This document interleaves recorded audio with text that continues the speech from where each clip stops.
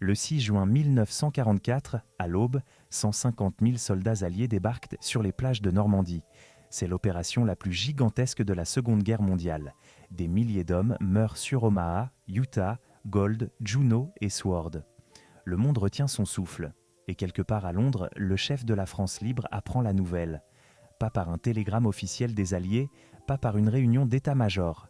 Il l'apprend parce que Churchill l'a convoqué en urgence 2 jours plus tôt, comme un subordonné qu'on informe au dernier moment. La France, en ce 6 juin, est libérée par d'autres qu'elle, et ce que De Gaulle dit de ce moment en privé est quelque chose que l'histoire officielle n'aime pas trop raconter. Restez avec nous jusqu'à la fin, parce que derrière la gloire du débarquement se cache une bataille politique que vous n'avez probablement jamais vue sous cet angle. Bienvenue sur l'Appel de la France. Abonnez-vous pour ne rien manquer. Pour comprendre la colère de De Gaulle ce jour-là, il faut remonter plusieurs années en arrière. Le 18 juin 1940, depuis un studio de la BBC à Londres, un général français pratiquement inconnu du grand public lance un appel à la résistance. Il s'appelle Charles de Gaulle, il a 50 ans. Il n'a aucun mandat électoral, aucune légitimité institutionnelle reconnue. Il a contre lui le gouvernement légal de son pays, celui du maréchal Pétain, qui vient de signer l'armistice avec l'Allemagne nazie et qui le fera condamner à mort par contumace. Il a contre lui la méfiance des Britanniques, qui ne savent pas trop quoi faire de cet homme trop grand, trop rigide, trop convaincu de sa propre importance. Et il a contre lui, dès le début, la franche hostilité du président américain Franklin D. Roosevelt.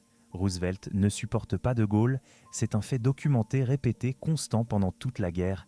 Il le traite d'apprenti dictateur, il refuse obstinément de reconnaître la France libre comme un gouvernement légitime, pendant que De Gaulle reconstruit péniblement une armée française depuis l'Afrique, depuis Londres, depuis partout où des Français continuent de se battre. Le président américain maintient une ambassade officielle auprès du régime de Vichy jusqu'en novembre 1942. 2 ans de guerre, 2 ans pendant lesquels Washington traite officiellement avec les collaborateurs de Hitler plutôt qu'avec De Gaulle. Roosevelt dira même à ses conseillers en parlant de Paris: « Si Laval me donne la capitale, je traiterai avec Laval. Ce n'est pas une blague, c'est une politique. Cette hostilité n'est pas une affaire de personnalité, elle est stratégique. Les Américains ont un plan pour la France libérée et ce plan ne prévoit pas que De Gaulle gouverne. » Dès 1941, Washington a conçu ce qu'on appelle l'AMGOT, l'Allied Military Government of Occupied Territories, le gouvernement militaire allié pour les territoires occupés. En clair, une administration américaine chargée de gérer la France après la libération, exactement comme les Alliés le feront avec l'Italie vaincue, avec l'Allemagne vaincue, avec le Japon vaincu. La France, aux yeux de Washington, ne mérite pas un traitement différent. Elle a capitulé, elle a collaboré. Elle doit être administrée par les vainqueurs. C'est brutal, c'est humiliant et c'est exactement ce que Roosevelt envisage sérieusement jusqu'à l'été 1944. Pour mettre ce plan en œuvre, les Américains préparent même leur propre monnaie. Des billets libellés en francs, imprimés à Washington par le Bureau of Engraving and Printing, le même organisme qui fabrique les dollars. Les coloris, le graphisme, la texture du papier, tout ressemble au dollar américain. Ces billets n'indiquent aucune autorité émettrice clairement identifiable. Ils devaient avoir cours forcé en France dès le débarquement. Les soldats américains en auraient dans leur sac. Les Français auraient payé leurs achats avec de la monnaie imprimée à Washington, garantie par personne, reconnaissant implicitement que l'autorité sur le territoire français appartenait à l'armée américaine. De Gaulle appellera cette monnaie la fausse monnaie, et il n'aura pas tort. C'est dans ce contexte que se déroulent les journées du 3 et 4 juin 1944 à Londres. De Gaulle arrive d'Alger le 3 juin au soir. Il a traversé la Méditerranée et une partie de l'Atlantique en avion. Depuis des mois, il réclame d'être consulté sur les modalités politiques de la libération. Depuis des mois, ni Londres ni Washington ne lui répondent. Et là, Churchill le fait venir dans son quartier général de Portsmouth 2 jours avant le débarquement pour lui annoncer l'imminence de l'opération et négocier dans l'urgence. De Gaulle entre dans une colère noire. Il se retrouve dans la position de quelqu'un à qui on dit « Dans 48 heures, votre pays va être libéré. Voici ce que vous allez dire à la radio, voici comment vous allez vous comporter, voici les règles que vous allez accepter. » Comme un subordonné, comme quelqu'un qui n'a pas son mot à dire. La rencontre avec Churchill tourne mal. L'entretien avec Eisenhower, l'après-midi du 4 juin, tourne encore plus mal. Le général américain présente à De Gaulle le communiqué qu'il prévoit de diffuser aux Français le jour J. Ce texte demande aux Français d'obéir au commandement allié. Il ne mentionne ni De Gaulle ni le gouvernement provisoire de la République française que le CFLN vient pourtant de se proclamer être le 3 juin. De Gaulle lit ce texte. Il prend congé de ses interlocuteurs. Dans les couloirs, ses proches notent qu'il est blême. Écrivez-nous en commentaire d'où vous regardez cette vidéo. Cela nous aide vraiment à continuer ce travail. La nuit du 5 au 6 juin, 176 000 soldats traversent la Manche sur 7 000 navires. Les premiers parachutistes américains sautent dans le Cotentin à minuit. Les Britanniques et les Canadiens suivent. À 5h30 du matin, le bombardement naval commence. À 6h30, les premières vagues d'assaut touchent les plages normandes. Sur Omaha Beach, au-dessous des falaises du Calvados, les soldats américains de la 1re division d'infanterie meurent par centaines dans les premières heures. La mer est rouge, les obstacles en métal et les mines font des ravages dans les barges. Les Allemands tirent depuis leurs blocos en béton. Le prix est énorme. De Gaulle est à Portsmouth. Il apprend le débarquement comme tout le monde par les nouvelles. Il sait que d'autres libèrent son pays à sa place. Combien de Français débarquent ce matin-là sur les plages normandes ? 177. 177 hommes sur 150 000, les commandos Kiefer engagés sur la plage de Sordes dans le secteur de Colville-sur-Orne. 177 Français sur une opération censée libérer la France. De Gaulle lui-même minimisera toujours ce chiffre, refusant de reconnaître officiellement leur présence. Parce que reconnaître que des Français ont participé au débarquement américano-britannique, c'est valider l'idée que ce débarquement était français. Et pour lui, il ne l'était pas. Ce matin du 6 juin, il doit pourtant prendre la parole à la BBC. Il a d'abord refusé. Sa position initiale était de ne pas parler après Eisenhower dans la série des discours des chefs alliés. Il avait dit à ses conseillers « Je paraîtrai avaliser ce qu'Eisenhower aura dit et je prendrai dans la série un rang qui ne me convient pas ». Ce refus, transmis à Churchill comme définitif alors qu'il était encore provisoire, rend Churchill fou de rage. Eden, le ministre des Affaires étrangères britannique, joue alors un rôle essentiel. C'est lui qui comprend que l'absence de Gaulle à ce moment historique serait politiquement catastrophique pour tout le monde et qui manœuvre pour que le discours soit finalement diffusé. De Gaulle accepte, mais à sa façon. Pas dans la série des chefs alliés. Seul, en dehors du programme prévu. Avec son propre texte. À 18h, le 6 juin 1944, il prend le microphone de la BBC. Et ce qu'il dit ce soir-là n'est pas un discours de reconnaissance envers les Alliés, c'est un acte politique d'une précision chirurgicale. Il commence par saluer le débarquement comme le choc décisif, le choc tant espéré. Mais immédiatement, il retourne la situation. C'est la bataille de France, dit-il, et c'est la bataille de la France. Pas la bataille des Américains, pas la bataille des Britanniques. La bataille de la France, en 6 mots, il réapproprie l'événement. Il exhorte les Français à combattre, mais à suivre les ordres des chefs français qualifiés par le gouvernement français. Pas les ordres d'Eisenhower, pas les ordres des Alliés, les ordres français. Derrière la grandiloquence du discours, c'est un bras de fer politique qu'il engage en direct à la radio. Si vous ne l'avez pas encore fait, abonnez-vous à l'Appel de la France et mettez un like sur cette vidéo. Cela nous permet de continuer à raconter ces moments de l'histoire que personne ne raconte vraiment. Dans les jours qui suivent le 6 juin, De Gaulle doit encore se battre pour simplement poser le pied sur le sol français. Churchill, méfiant, hésite à lui donner l'autorisation de se rendre en Normandie. Le 9 juin, il écrit à Eden « Attendons de voir comment cet individu va se conduire. Il n'a pas 2 sous de magnanimité. Il cherche uniquement à se faire passer pour le sauveur de la France. Ce n'est que le 14 juin, 8 jours après le débarquement, que De Gaulle obtient finalement l'autorisation de traverser la Manche. Il débarque à Courseulles-sur-Mer, dans le Calvados. Il marche sur une plage que des soldats américains, britanniques et canadiens ont payé de leur vie 8 jours plus tôt. Et il se rend à Bayeux, la première grande ville normande libérée. À Bayeux, quelque chose se passe qui va changer le rapport de force. Les habitants sortent dans les rues, ils pleurent, ils crient, ils entourent De Gaulle d'une ferveur que personne n'avait anticipée. Les services de renseignement américains et britanniques qui suivent ce voyage rapportent à Churchill et Roosevelt l'ampleur de l'enthousiasme populaire. Et cette ferveur change tout. Roosevelt et Churchill comprennent qu'ils ne peuvent pas gouverner la France contre les Français, que la MGOT ne passera pas, qu'ils doivent composer avec De Gaulle. Le 27 juin, De Gaulle arrive à Cherbourg, qui vient d'être libéré. Et là, il fait exactement ce qu'il avait annoncé. Il tape du poing sur la table, il dénonce la fausse monnaie américaine qui circule déjà dans les Russes normandes depuis 21 jours. Il en interdit la circulation, il installe ses propres commissaires de la République, ses propres préfets, ses propres sous-préfets. Il impose une administration française sur le territoire français. Le projet d'AMGOT s'effondre. pas parce que Washington y renonce par générosité, parce que De Gaulle lui a coupé l'herbe sous le pied en installant des fonctionnaires français avant que les Américains puissent installer les leurs.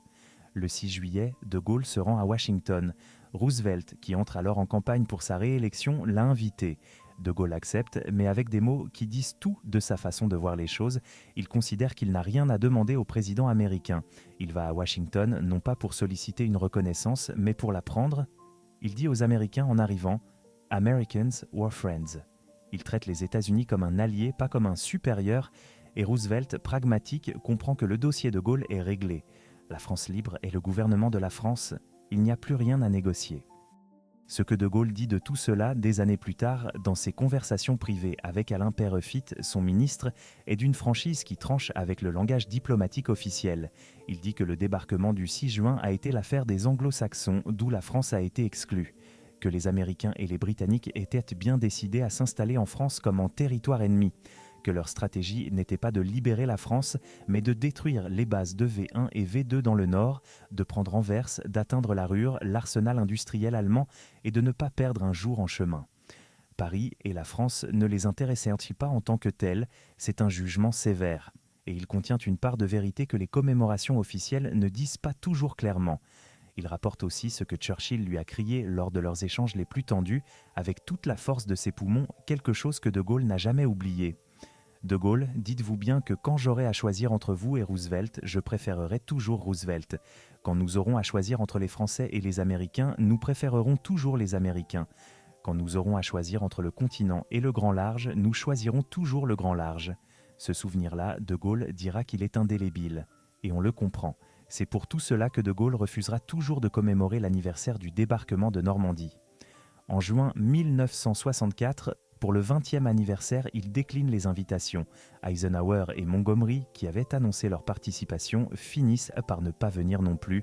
De Gaulle dira à Peyrefitte « Je veux bien que les choses se passent gracieusement. Les Anglais, les Canadiens, les Américains, les Polonais, qui ont donné leur vie sur notre terre, méritent d'être honorés dignement. Mais ma place n'est pas là. » Et il ajoute « Vous voudriez que j'aille commémorer leur débarquement alors qu'il était le prélude à une seconde occupation du pays ? Non. Ne comptez pas sur moi, ce refus de commémorer est souvent présenté comme de l'ingratitude, comme une forme d'orgueil démesuré, comme une incapacité à reconnaître ce que la France doit aux soldats alliés tombés sur les plages normandes. C'est un contresens complet. De Gaulle n'a jamais nié la dette de la France envers les soldats américains, britanniques, canadiens, polonais qui ont saigné sur ces plages. Ce qu'il refuse, c'est de célébrer le projet politique qui accompagnait ce débarquement militaire. Et ce projet, la mise sous tutelle de la France libérée, était réel, documenté, parfaitement assumé par Washington jusqu'à l'été 1944. Ce qui est frappant, c'est la façon dont De Gaulle a finalement gagné. Pas par les armes, pas par la diplomatie classique puisque Roosevelt le méprisait, mais par une stratégie d'une cohérence absolue menée avec une ténacité qui ne s'est jamais démentie depuis le 18 juin 1940. Il a imposé des faits sur le terrain, il a installé des préfets, il a interdit une monnaie, il a prononcé des discours qui posaient des jalons, il a fait en sorte que chaque acte de son gouvernement crée une réalité que les Alliés ne pouvaient plus effacer. Et quand il est entré dans Paris libéré le 25 août 1944, c'était le président du gouvernement légitime de la France, pas le représentant d'un mouvement rebelle toléré par Washington. Il y a quelque chose d'instructif dans cette histoire pour n'importe qui essaie de comprendre comment les rapports de force fonctionnent vraiment entre nations. Les grandes puissances ne font pas la guerre pour les autres, elles la font pour leurs propres intérêts. C'est vrai des Américains en 1944, c'est vrai de tout le monde à toutes les époques. Ce que De Gaulle a compris et que personne d'autre ne pouvait faire à sa place, c'est qu'il fallait tenir compte de cette réalité dans chacune de ses décisions, sans jamais se faire d'illusions sur les intentions des uns ou des autres. Il a joué sa propre partie, avec ses propres règles, et il a gagné. Il faut aussi parler de ce que De Gaulle n'a pas dit ce soir du 6 juin 1944 et qui est peut-être aussi révélateur que ce qu'il a dit. Il n'a pas remercié les Américains. Il n'a pas remercié les Britanniques. Il n'a pas cité Eisenhower. Il n'a pas mentionné Roosevelt. Dans un discours de quelques minutes, prononcé le soir même du débarquement le plus important de la Seconde Guerre mondiale, le chef de la France libre n'a pas eu un mot pour les pays qui venaient d'envoyer leurs fils mourir sur les plages normandes. C'est un silence qui a été remarqué. Certains l'ont trouvé intolérable. De Gaulle, lui, aurait répondu que ce n'était pas la reconnaissance qui manquait, mais la place qui revenait à chacun. La France avait le sien. Il l'occupait. Ce discours du 6 juin contient aussi quelque chose que l'on oublie souvent. De Gaulle y appelle les Français à combattre, à résister, à prendre les armes. Or cet appel n'était pas prévu par le commandement allié. Les Américains et les Britanniques avaient assigné à la résistance française un rôle limité et secondaire dans leur plan. Ils voulaient même que les résistants agissent progressivement au fur et à mesure de la progression du front vers l'Est, de façon coordonnée avec les armées régulières. Pas un soulèvement général immédiat qui risquait de provoquer des représailles massives contre les civils. D'ailleurs, le général Koenig, commandant des forces françaises libres en Grande-Bretagne, devra corriger le tir dès le 10 juin en appelant à freiner la guérilla généralisée. Les représailles allemandes avaient déjà commencé à tomber sur des villages normands et limousins. Le 10 juin 1944, à Oradour-sur-Glane, en Haute-Vienne, la division SS Das Reich massacre 642 habitants, hommes, femmes et enfants. Le village est brûlé. Ce massacre est en partie une réponse aux actions de la résistance française dans la région et à la décision de la Das Reich de remonter vers le front normand depuis le sud-ouest. Il n'est pas la conséquence directe du discours de Gaulle, mais il illustre ce que coûte la libération aux civils français, loin des plages et des caméras, dans des villages que personne ne commémorera avec la même solennité qu'Omaha Beach ou Utah Beach. La libération n'a pas eu lieu que sur les côtes normandes, elle a eu lieu dans toute la France et elle a coûté cher partout. De Gaulle connaissait ce prix, il l'avait anticipé depuis le début. Depuis le 18 juin 1940, il savait que la route vers la libération de la France passerait par des souffrances immenses, par des choix impossibles, par des morts que personne ne pourrait éviter complètement. Ce n'est pas pour rien qu'il avait prononcé ces mots dans son appel de juin 1940. La France a perdu une bataille, mais la France n'a pas perdu la guerre. Cette formule, qui a traversé les décennies, dit quelque chose d'essentiel sur sa façon de voir le temps. Il pensait long. Quand tout le monde autour de lui calculait en semaines, en batailles, en position sur la carte, De Gaulle calculait en années et en légitimité. Et c'est cette vision longue qui lui a finalement donné raison. Le 25 août 1944, quand il entre dans Paris libéré, il tient le discours à l'Hôtel de Ville qui restera l'un des plus célèbres de son parcours. Paris outragé, Paris brisé, Paris martyrisé, mais Paris libéré. Libéré par lui-même, libéré par son peuple, avec le concours des armées de la France, avec l'appui et le concours de la France tout entière, de la France qui se bat, de la seule France, de la vraie France, de la France éternelle. Il ne mentionne pas Eisenhower. Il ne mentionne pas Roosevelt, il ne mentionne pas les 150 000 soldats alliés qui ont débarqué le 6 juin. C'est délibéré. C'est la même logique que le 6 juin. La France reprend possession de son histoire, elle ne la laisse pas écrire par d'autres. Ce que Roosevelt pensait de tout cela, il est mort en avril 1945, quelques semaines avant la fin de la guerre en Europe, sans avoir vu la capitulation allemande. Il n'a pas vu De Gaulle gouverner la France.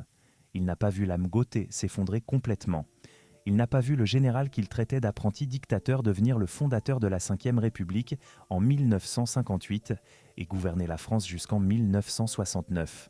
Histoire cruelle, l'homme qui voulait écarter De Gaulle du pouvoir est mort avant de voir à quel point il avait eu tort. Le 6 juin 1944, la France n'était pas là pour son propre débarquement. 177 hommes sur 150 000, c'est le chiffre qui dit tout.